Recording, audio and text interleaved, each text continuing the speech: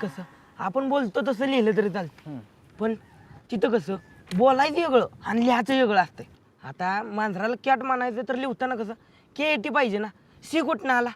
मराठीत कसं स म्हणजे स आणि इथं स म्हणजे क आणि क म्हणजे कच. आता नो म्हणायचं तर NO नो होतं. KNOW कशाला हुराव घालाय दिलाय व्हय?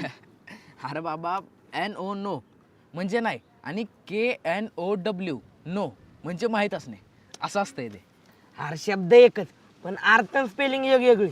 बरं झालं बाबा आपण इंग्रजासनी माघारी अक्कलो, नाहीतर माझं काय खरं नव्हतं. तुझं आता बी काही खरं नाहीच. नवीन मॅडम काही इंग्रजांपेक्षा कमी आहेत व्हय.